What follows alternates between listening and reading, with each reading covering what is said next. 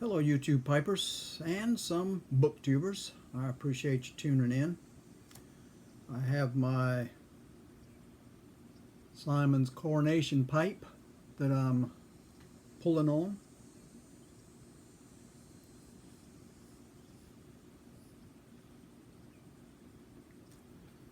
From a mixture that I put together after hearing that Shelby Foote used this as a mixture. Edward G. Robinson's blend plus half and half. Threw them in a paper sack, shook them up, mixed them up.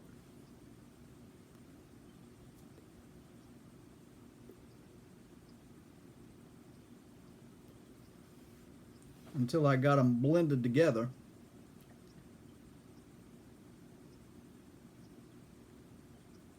And I find it's not bad at all. I'd have to send it to Paladin Piper to get him to check it out because I obviously don't have a connoisseur's taste buds for smoke like he does. But I can tell you it ain't bad, as opposed to being it bad.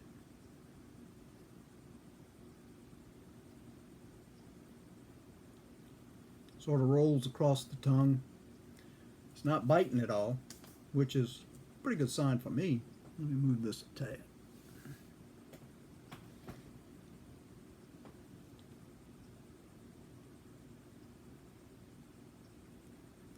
So I have half and half,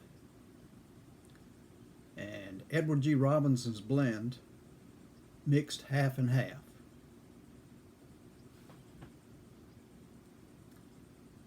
That's what they say Shelby Foote smoked.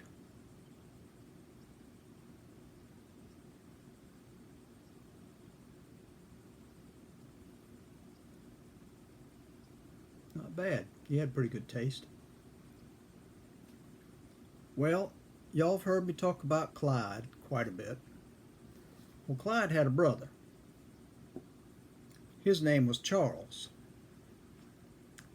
And the age difference between them was about the same age difference between Clyde and me, about 5 years.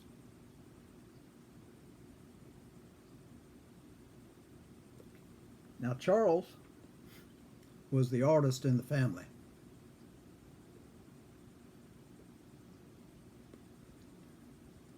Whenever I stayed at my grandmother's house, I stayed in Clyde's room with Clyde. And I'm thinking that must have been Charles's room at one time. Because on the walls were pencil drawings.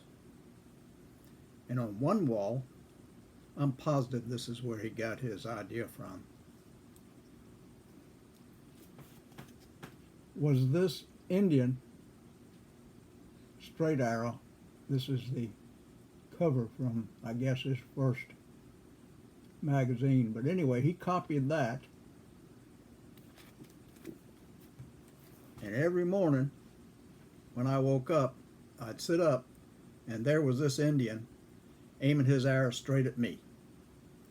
The coolest drawing you've ever seen, to perfection. And for this little guy over on the other wall was a beautiful brunette, same pencil drawing again, well endowed with a peasant, what do you call those, a peasant blouse, came down off the arms straight across and swelled in the middle like this. But this little boy enjoyed looking at it.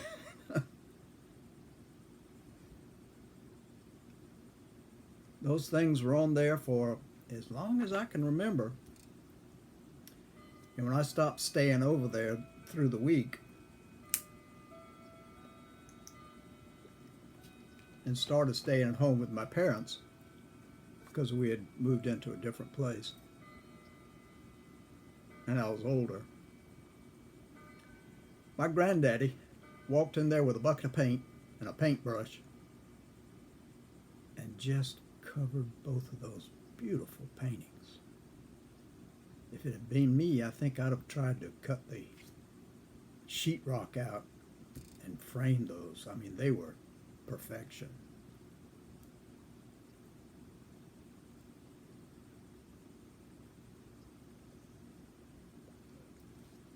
Charles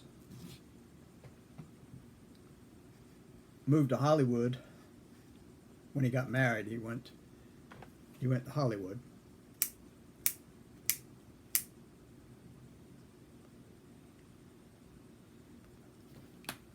For a honeymoon and a bit of a stay. He wanted to get into movies, into pictures. Now, I don't know if any of you are familiar with Cornell Wilde, who was a movie star back in the 50s and part of the 60s too.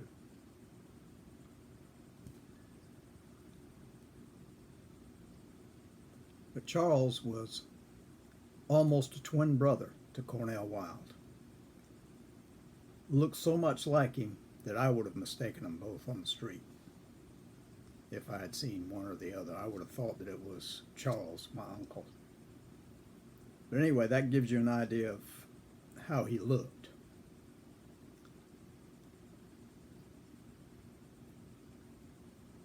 Now, I don't think he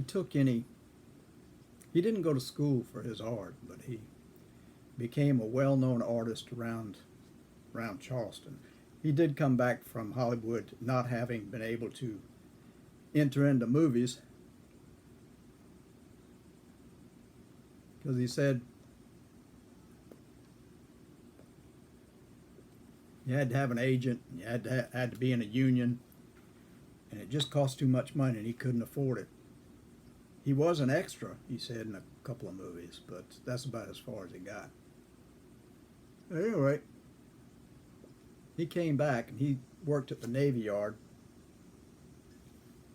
He was in the drafting department because of his artistic skill and worked there for quite some time until he went to a doctor, and the doctor said his vision just wasn't good enough for him to be working like this. So he got a medical retirement because his eyesight, according to the doctor, was not proficient enough for him to be doing the job he was doing.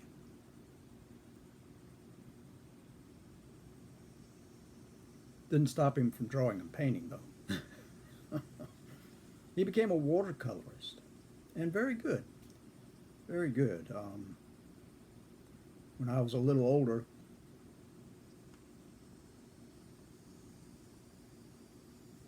I used to accompany him on some of his, because he used to teach, I used to accompany him on his teaching jaunts. And I learned from him.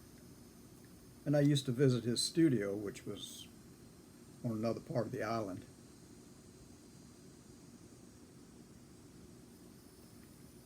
And I would join his classes there, and he never charged me for anything, and I would try and paint. The problem was, my style was his style, and that just wasn't good enough for me. So anyway, I stopped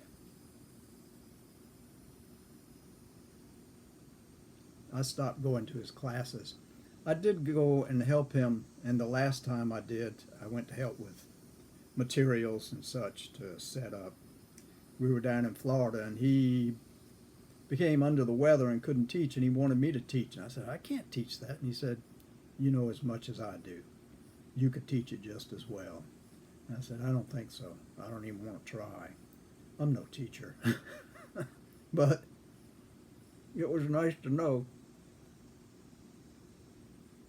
that he felt that way.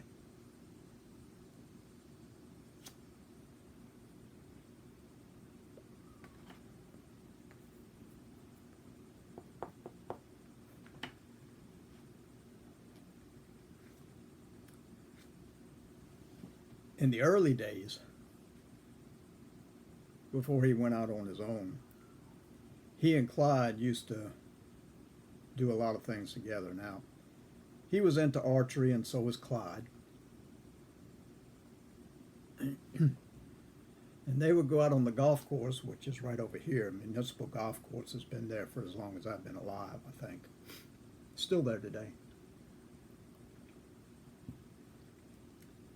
and they would get a distance from each other, like from the tee to the green, and they would shoot arrows into the air at each other, and they would watch them coming, and they would catch them in flight. Kind of dangerous, but they were good at it. One time, Charles shot an arrow, and he was aiming at the green, and when we got over there to collect that arrow, it had hit a bird in the mouth and went straight through his body, out his behind. He didn't do that on purpose, but that always stuck in my mind, because what a thing for an arrow to do. I mean, it was like hitting the target, being Robin Hood or something.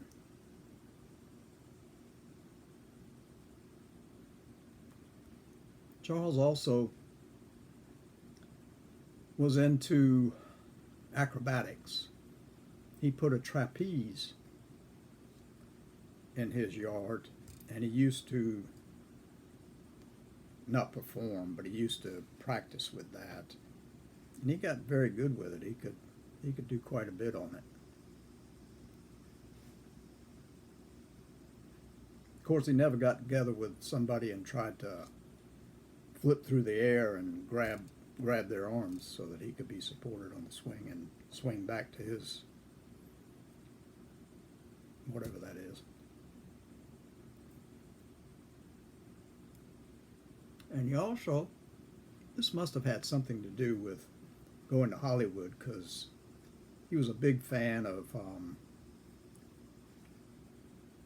Douglas Fairbanks, and there's a couple of others that he was a big fan of.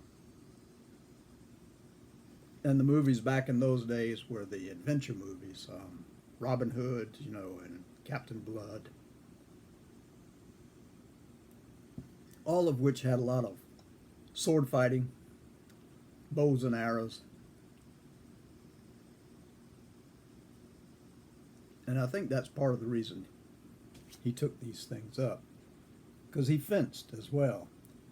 And he had several fencing instruments, foils he called them. And he and Clyde used to sword fight.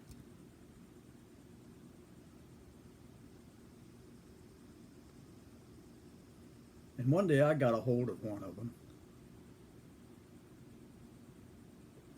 when Charles wasn't around, but Clyde was.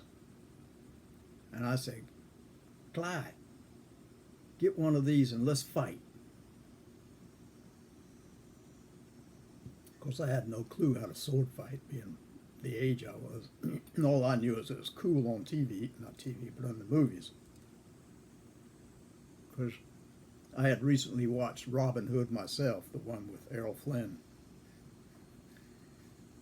And I was enamored of all of that stuff, fencing and archery and the whole bit, because I was big in archery in my earlier years. And fencing was fun too, until this particular day when I found that foil, and I had it in my hand, and I asked Clyde to get one too, and he was a kid, so he said, sure. And we were up there clanging those two iron things together, making the sound of the fencing, sliding the blades up and down each other, getting that sound.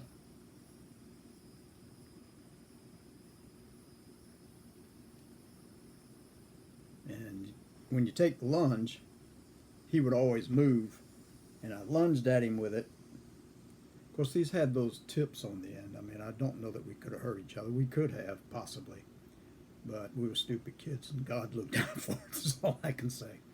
But I lunged at him, and the point of that hit the side of the bed, and I kept going with it, and my weight and it's not being able to move made that thing crack right in the middle, pop.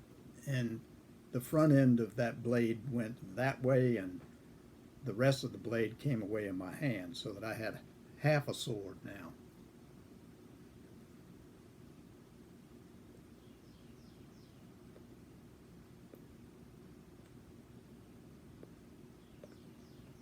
Of course,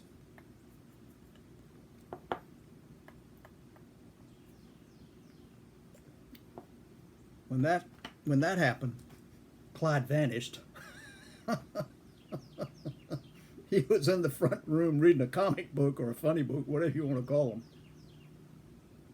And I was standing there with half a sword.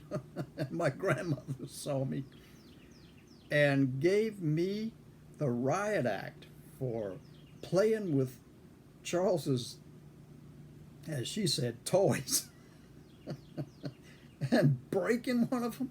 That was sacrilege. I was catching all this guff. I mean, it was my fault because I asked Clyde to fence with me, and he's always agreeable when it came to stuff like that. I never heard what Charles said about his foil being broken like that, but I don't think he was pleased either, because I believe all that stuff was taken out of the house after that.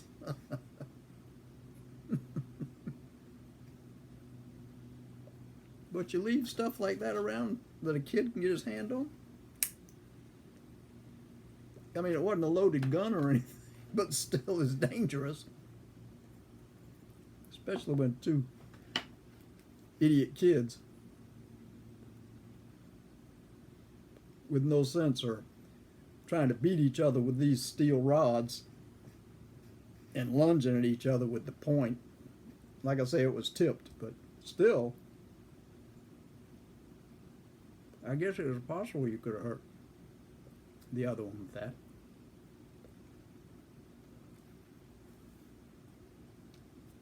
It was me, though. I was the one that caught the... Yeah, I caught it. Clyde was in the other room. Huh? Clyde, Lynn, why don't you watch this boy? Well, I was reading my funny book. Yeah.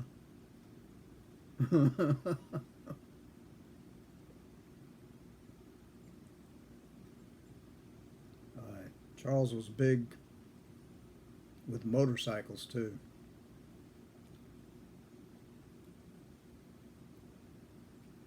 Now Clyde and I used to be pretty close because, like I say, we grew up. Now he and his brother Charles were very close because they grew up together.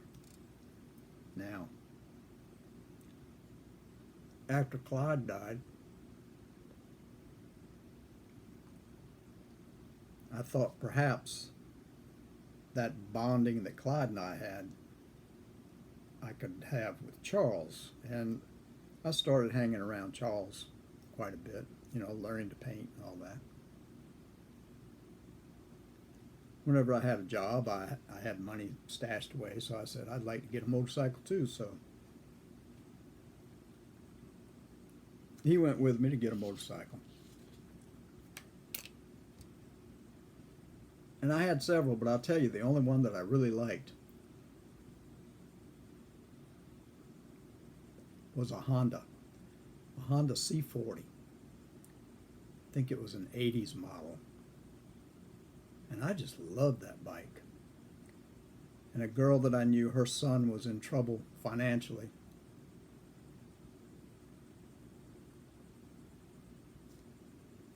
And she said, he doesn't have any means of transportation. Could you sell that motorcycle to him? And I said, is it absolutely necessary? And she said, well, he really needs to get to his job and back. He doesn't have a car. I should have made a stipulation, if he ever sells it, sell it back to me, because I sold it to him.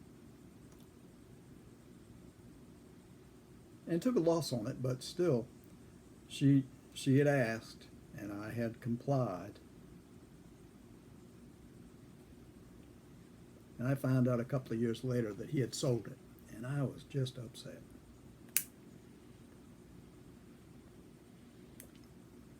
But it was my own fault because I didn't make that stipulation, and I should have.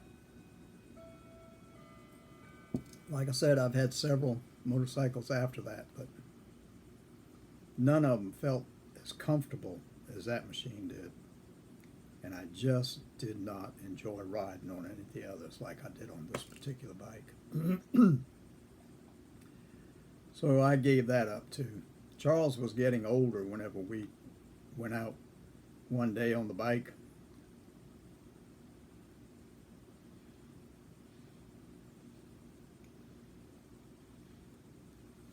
And that latest model that I had,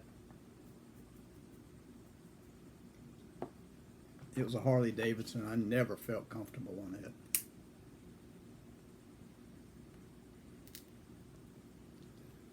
Too much weight, too much power for me. I just wanted something small.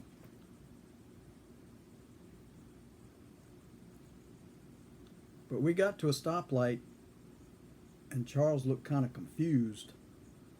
And I asked him what was the matter. And he said he couldn't remember which one of these was the one he braked with and which one was the one that he throttled with. And I reminded him, and he said, "Thank you." And that was the last time I wanted to go out with Charles riding, because I didn't want to be responsible for my uncle getting into a wreck because his mind got kind of confused. So anyway,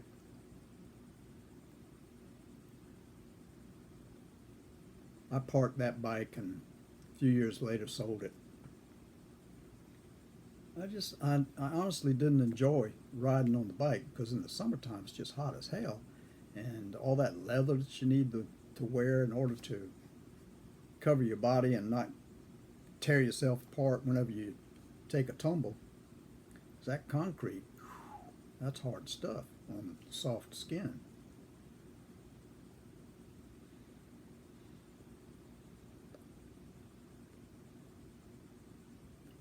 And in the wintertime, it's cold as hell when you have the wind blowing in your face. So I got to the point where I just didn't enjoy it. It wasn't an activity I wanted to continue with. So I got rid of all that, got rid of all the equipment I had, the helmet and all that stuff. He continued on, but as he aged, he put it aside too. It wasn't because he wanted to, it's because he loved riding that bike.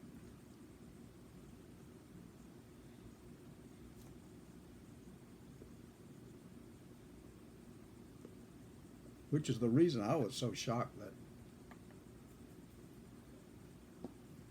he lost sight of which one was the throttle and which one was the brake. I just couldn't believe that. He had been riding since the 50s.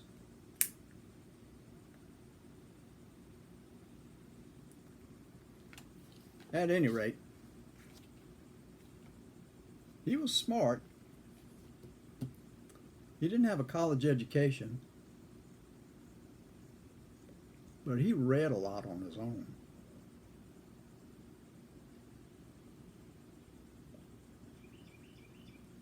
He had a decent library. I don't know why I'm continuing on. He passed away a couple of years ago. He was in his 80s, I believe, when he passed away.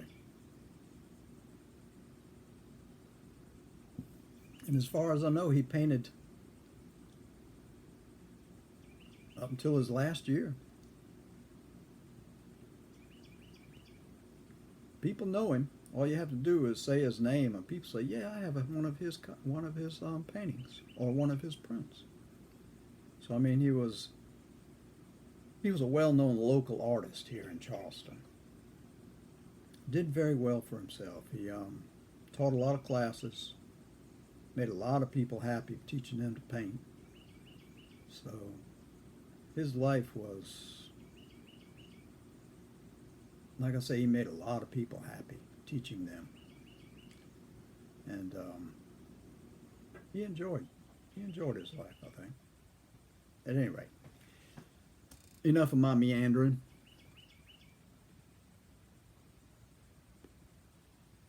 Never did bond with him like I did with Clyde. But anyway, hope all of you are doing well. I hope your day is, this one's a beautiful one out here. A little warm, a little humid, but still, that's the South. And I hope you have a good weekend when that comes up. I know the weekend that just passed is over. It rained for us. Not too much, though, so we were okay. Sorry I'm taking up so much of your time. I appreciate you staying around if you stayed around. Bless you. God bless you. Until the next time. Bye-bye.